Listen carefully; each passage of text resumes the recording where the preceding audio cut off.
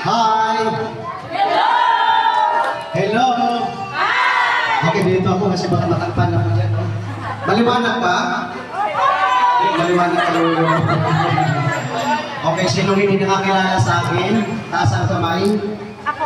Okay, my name is Brother Ronan Galan. Okay?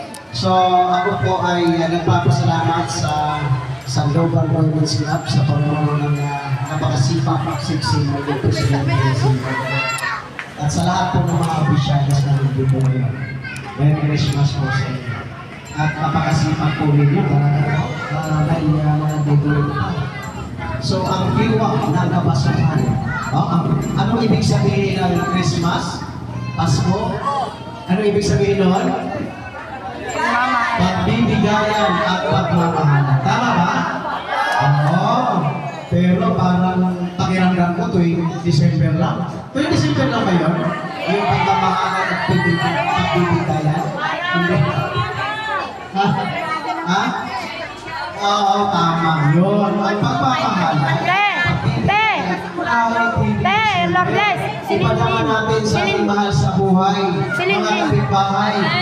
Oo, baka mamaya. Walang bigas yung kapitbahay. Walang ulam. Oo, yung bata humingi sa iyo.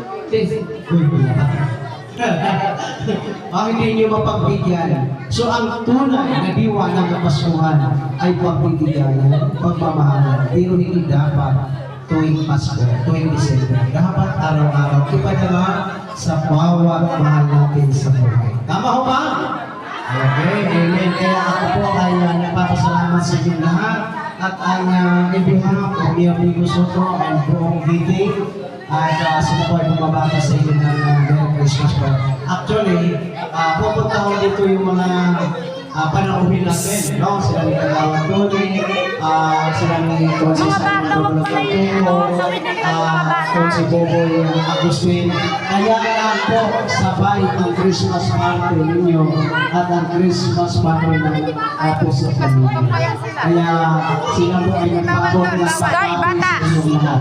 Sa lahat ng membro opisyal ng official na yung Sandoval Women's Club. And of course, dito po sa Sandoval at sa pamumuno ng Presidente, sino ang Presidente nyo?